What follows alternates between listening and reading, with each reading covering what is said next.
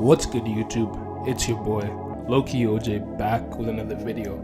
So to continue along with this series that I've been doing within the Mygm tips and tricks, I thought I'd finish it off by doing the center position last.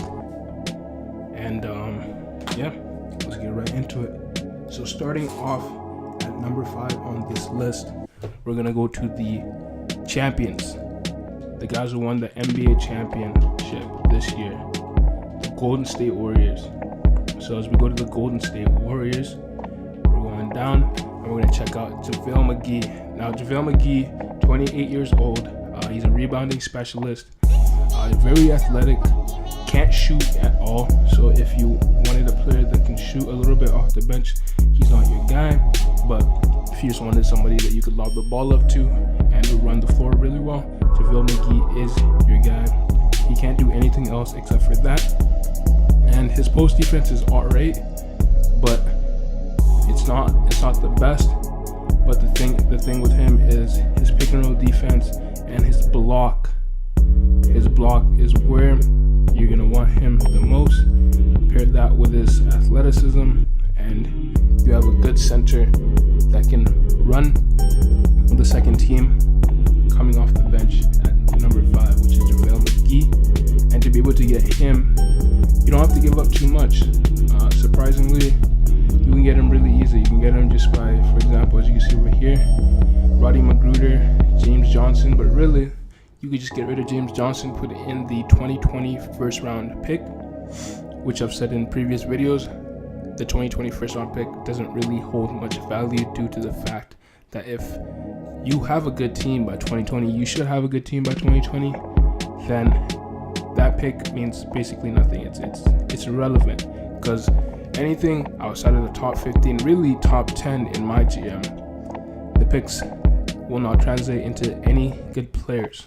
So now that we got that out of the way, we're gonna go down to number 4. Now number 4 on this list is in the free agents list, and we're going to be checking out Jared Sullinger, with a 6'9", a low post star, really good at rebounding, really good at post scoring, and even though his ratings don't show it, with only a 71 open shot 3, he hits them consistently. Like I did a Mygm with him, like every Mygm basically. I pick him up just for the fact that at the end of the season, his trade value is still extremely high. You could trade him for a first round pick, you trade him for a lottery pick, and you can turn that lottery pick into a top 5 pick easily. And if you guys want me to do a video explaining how to do that, just put it down in the comment section below, and I will gladly show you guys how to do it. But yeah, Jared Sullinger is at number 4. He's only 24 years old. You can sign him to a nice 4-year contract worth of like 20 million. So he's making like 4 million a year. That's a steal, and it makes him a very valuable trade asset and a good player coming off the bench. Even though he's not good at defense, offensively, he is the guy you want to go for. So now, as we get down to number 3 on the list, we're going to be going to the New York Knicks. And in the New York Knicks, we're going to be checking out Kyle O'Quinn. Now, Kyle O'Quinn is very similar to Jared Sullinger in the fact that he is a rebounder and a little bit of a shooter, except Kyle O'Quinn isn't as good of a shooter as Jared Sullinger. But because of his release, it allows him to be a pretty good shooter, in my opinion at least. He is a little bit faster than Jared Sullinger, and his defense is about the same. His block is higher than Jared Sullinger. Athleticism is still the same. But if you want a player very similar to Jared Sullinger and you don't like to deal with 6'9" height, go an inch higher, go to Kyle O'Quinn. He's still undersized at the center position, but he fits into whatever team that you have, making 3.92 million a year, which is a little bit less than how much you can get Jared Sullinger for when you offer him a contract. And to be able to get him is very simple. You just give up 2 1-star players. Like for example, here you have Josh Mcroberts and Okar White for Kyle O'Quinn and Jason Randall, which would mean that you won this trade. Or you could do You could do the 2020 first round pick too, if that suits you. So Kyla Quinn finishes in at number 3.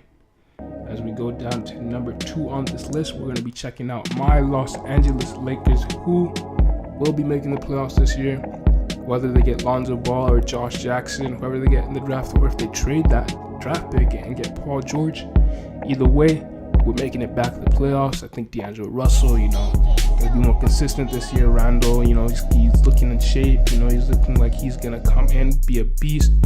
He's gonna be Draymond Green on steroids, basically, without all the other antics. So, make sure to check out my Lakers. But anyhow, on this list we have Ivica Zubac. I don't know how to pronounce his name, but in real life, I personally don't think he's that good. But in the game, just because of his height, he's perfect to play with. So if you like to play the games in my gym, Ivica Zubac could be the perfect guy to go for. He's only on a rookie contract, so trading for him should be pretty simple. His trade value is very, very, very low for some reason, even though he is a 19-year-old center who is 75 overall. So as you can see over here, Josh Mcroberts, for him, that's a steal. You should be able to pick that up real easy. If we look into his stats, he's not really good at anything except for just the standing dunks and driving layups and a little bit of defense. His defense isn't great, but of course, he can get better with it if you go in the off season and send him to one of those potential camps, which is the reason why we have him so high on this list, because once you send him to there, since he is 19 years old, he does have room to grow, and you could use him as a trade asset. Plus, he could be really good coming off the bench if you decide to keep him. So that finishes off the list at number 2. So now we go to the number 1 player on this list. Now this player was actually when 2K16 was out and they had the drafts out. This is one of my favorite players. One of my favorite players to use. Just because of how the drafts were set up. They had him shooting threes and stuff. People thought he was gonna be a nice, great thing in the draft. But we're going to the Sacramento Kings. If we can get to them. Where you at? Sacramento Kings. And we're going to be checking out Scalabrine, 20 years old, 7 feet tall, 225 pounds, has a little bit of a mid-range game. His post scoring is actually not that bad. Rebounding is subpar for a 7-footer, but it's still pretty good. Can hit the free throw pretty well at a 70% or 70 clip. Not very good at passing, but as you can see, post fadeaway with a 79, post clip 79. Defensive rebound, box out. His defense is the best one out of the bunch, other than JaVale McGee, of course, but he is 20 years old, so that's why I have him higher than JaVale McGee. His athleticism is on par with JaVale McGee too, same potential as Ivica Zubac, but if you do send him to a camp in the offseason, it allows him to be able to get to a higher overall, which allows you to trade him for a better player, which is the main reason why I have it as number 1. And also, just out of personal preference, this is one of the players that I like the most. So this will be the last of this type of videos, these top 5s. I'm going to be focusing on some other videos, but if you like the video, make sure to hit that like button.